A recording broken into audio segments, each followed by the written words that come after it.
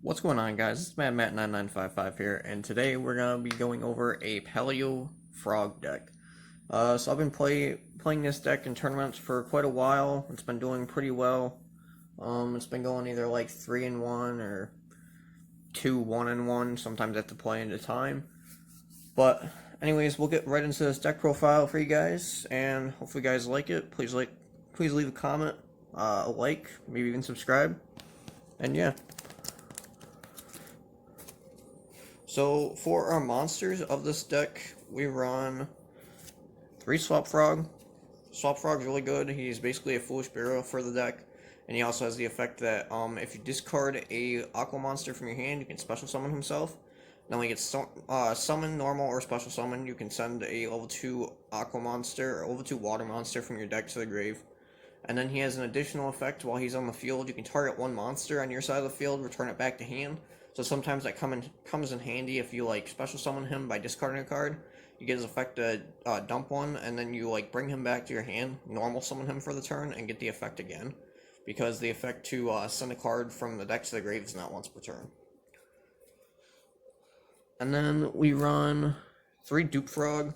Dupe Frog's very good in this deck. He has, 2 really good effects. One is while he's on field, he's the only card that can be attacked or targeted for attacks, so you can't target anything else on the field except for him if he's on the field for an attack, which then in unison when he gets hit by battle or by card effect and gets sent to the grave, you can add a frog monster either from your deck or your graveyard back to your hand, so it's a little recursion card as well as being a card that kind of saves you for your other monsters, so they have to hit him first. Then we run 2 Rodentone. Rodentone's just in here so that he can be dumped and then banish a frog monster, special summon himself back in defense, so you can kind of do more XC plays and link plays. And that's actually our whole entire frog engine. I know it's only, 8 cards or something like that, but it's actually pretty efficient and works pretty well. Then we run 2 Absolute King Backjacks. Absolute King Backjack has an effect when he gets sent to the grave. You get to look at the top 3 cards of your deck and put them in any order that you want. This is really good because his secondary effect is while he's in the graveyard during your opponent's turn, you can banish him, and if the top card of your deck is a trap, then you get to set it to your side of the field. So you can basically stack your deck to make it so it's going to be a trap next turn for when it's their turn, and then banish it and get your trap that you need. The last monster that we run is Barrier Statue of the Torrent. That's basically just in here. It makes my opponent not be able to special summon anything but waters. Water's not really a big, contender right now. There's not a lot of water decks running around. Maybe in their Paleo Frog player, or maybe Penguins if someone's trying to play that. But other than that, not really that many water decks running around. Then for our spells, we run 1 Foolish Burial, and that completes our spells. Then we'll be moving into the traps. This deck is basically a trap deck, so it has 30 some odd cards of traps. And it seems like a lot, but it actually works pretty well in unison with what it does. So we'll move on to the Paleozoic Traps, basically. So we run 3 Paleozoic Marilla. Paleozoic Marilla, while he's on the field, if you activate him as a trap, you get to send 1 trap card from your deck to the grave. So you can either send one of your Paleo cards, or you can send some of the traps that I'll go over later that get infect in grave.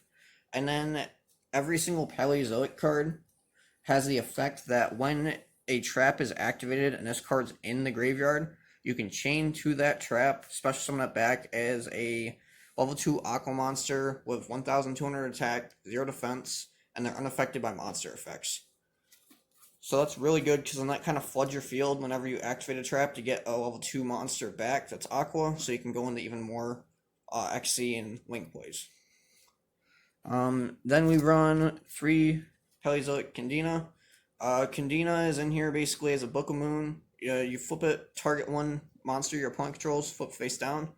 It's actually still pretty good even though it's in Link format. If they go into a link, you can't obviously target the link, but you can target really anything else. Or you can target things before they actually decide to go into a link, so it kind of hinders their plays a little bit.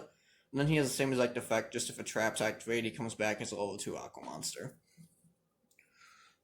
Then we run Oleanoids. Oleanoids is in here for the spell and trap removal.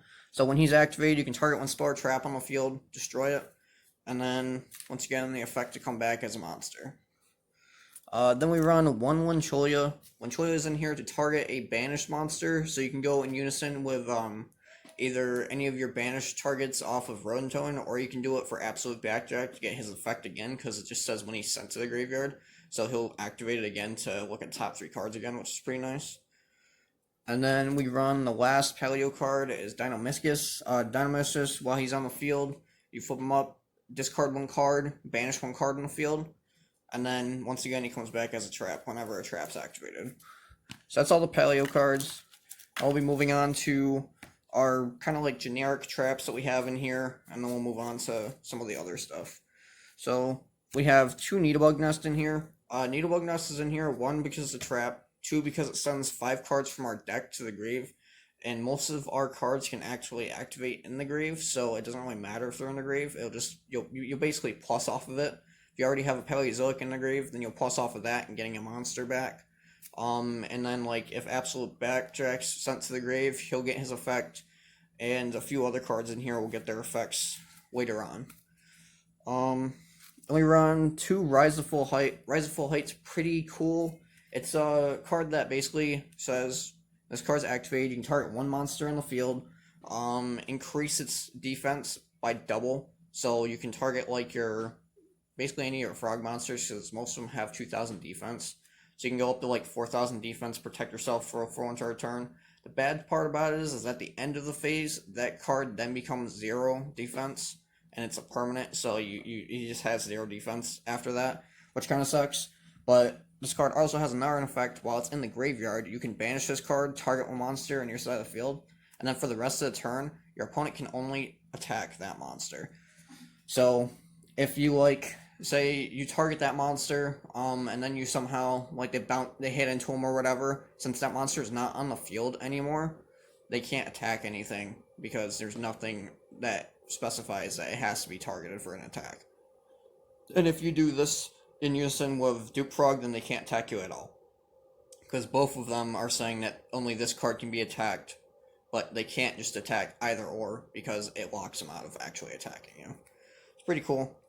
Then we run 2 Trap Trick. Since this is a trap deck, Trap Trick's a very good card in this deck. You basically banish 1 trap from your deck, and then set the same exact trap that you banished, like a different copy of it, from your deck to the field, and that card can be activated the turn that it's set, but it's the only trap that can be activated for the rest of the turn. So if you have other traps, you activate the other trap, then it still counts as the 1 trap that you can activate for that turn.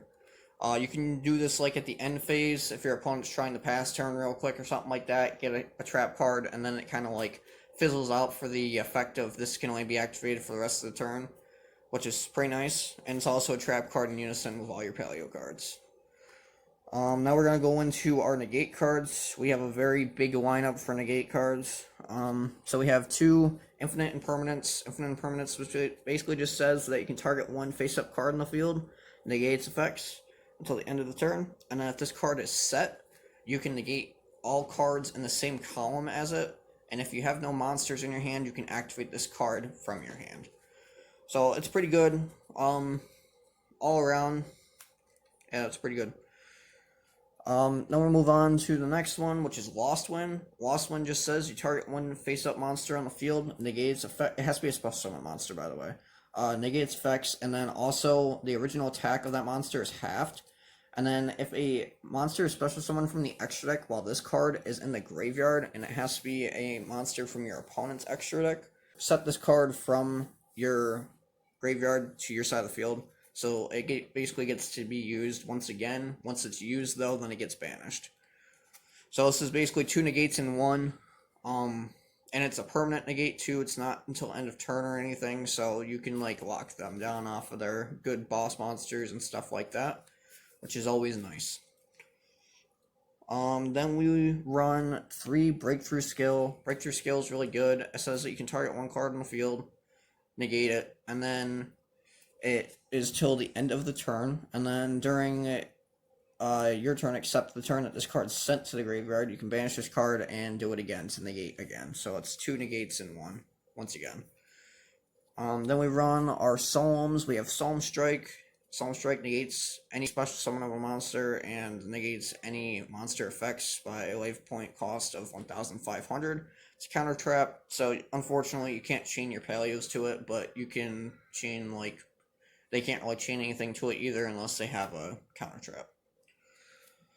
On the same stipulation, since it's a counter trap for Solemn Judgment, you can't chain any of your Paleos to it, but it's still an all-around good card. Negates any summon, negates any spell and trap for a cost of half your life points.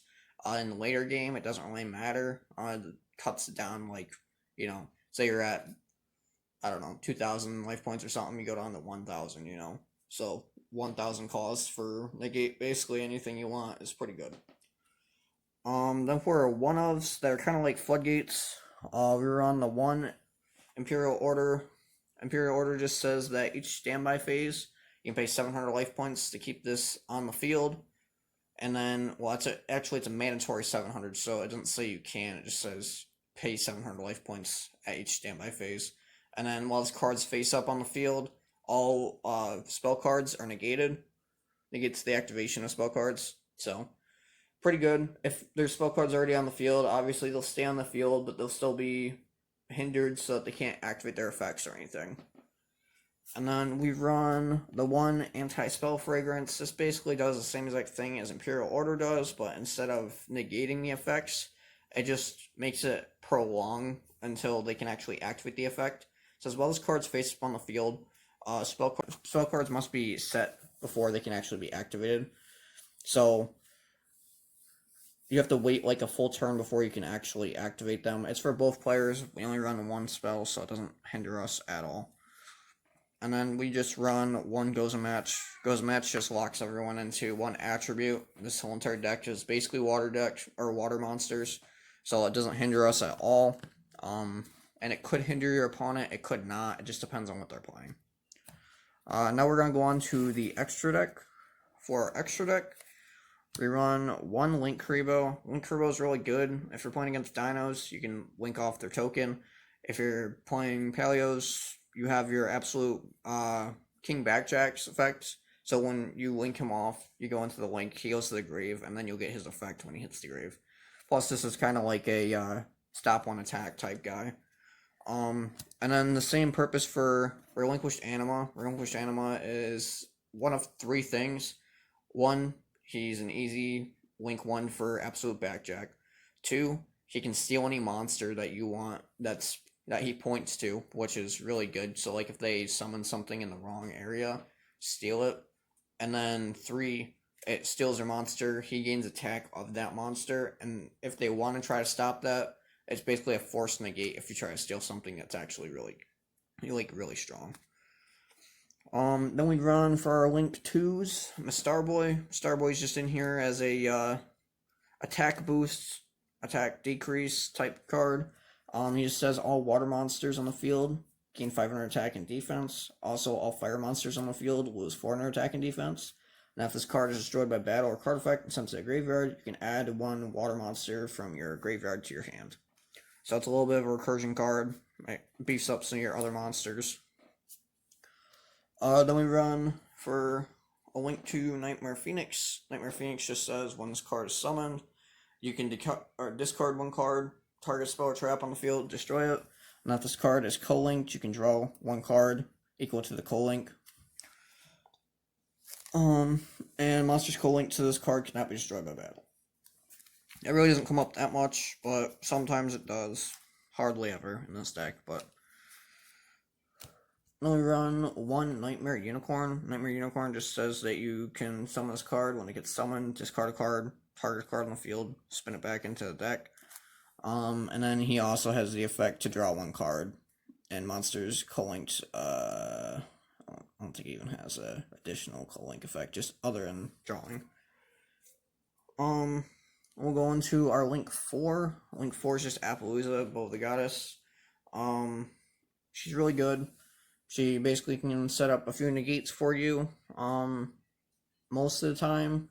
you're not really able to make her in this deck, but sometimes you are. She's just in here as if you ever do get to go into her, then it happens. Then for our XCs, we play probably the most goated card in this deck. 3, Totally Awesome. Totally Awesome is basically the main boss monster of this deck. Any of your Paleo cards, any of your Frog cards can go into him. And he has 3 really decent effects. During the standby phase, you can attach 1 material from this card, special summon a Frog monster from your deck. So you can special summon Dupe Frog, so you have to basically force your opponent to attack your Dupe Frog, or if you're trying to go for extender play, then you can go for your Swap Frog, send your Rodentonen, stuff like that. His other effect says that while he's on the field, you can either 1 Aqua monster from your side of the field or from your hand and negate 1 spell, trap, or monster effect. And then if it does, destroy that card. And then you can set that card to your side of the field. So, depending on what they actually try to play on you, you can negate it, and you possibly can set it. Most of the time you can. If it's a card that can't be normal summoned or set, then obviously you can't set it. Third effect is that while he leaves the field, you can target a water monster in the graveyard and add it back to hand. So you can either add him or you can add any of your other cards to kind of extend it a little bit. Then we run 2 Paleozoic Opabinia. Paleozoic Opabinia just says that he has to have 2 level 2 water or 2 level 2 monsters to summon them. And then this card is unaffected on monster effects. You can activate Paleozoic Traps from your hand, and if this card has a Paleozoic or a Trap card as a XC material, then you can attach 1 material from this card and add Paleozoic Trap from your deck. So you can basically activate that Paleozoic Trap that you add right then and there, and get a lot of recursion type things. Like you can pop a card real quick, get another Paleo out of your grave, and continue with your plays and get like 4 or 5 cards on the field instead of just ending your board with Opabinia.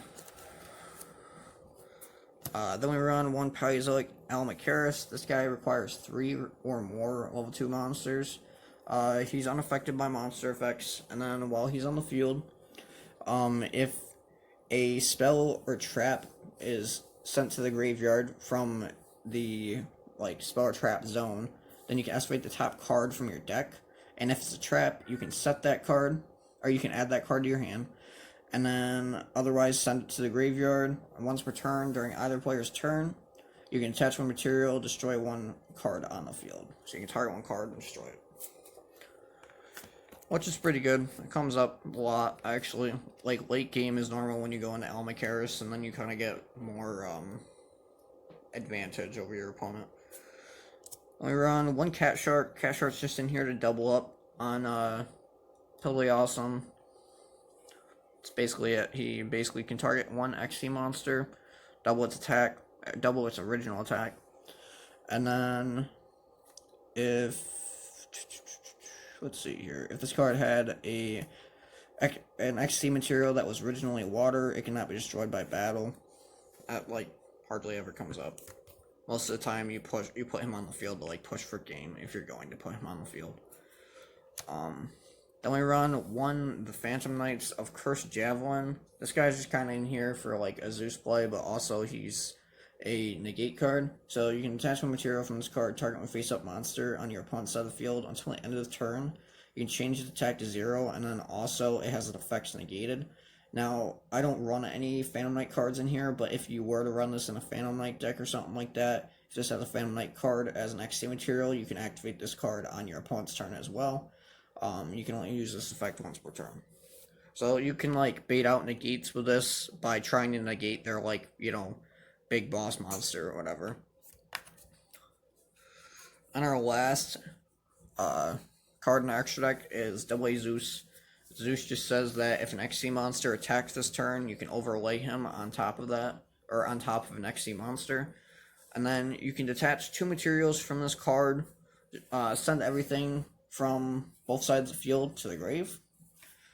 And then, once per turn, if another card you control is destroyed by battle, or an opponent's card effect, you can attach 1 card from your hand, deck, or extra deck to this card as material. He's 3,000, 3,000 beater, kind of wipes the field and makes it a lot more easier to win.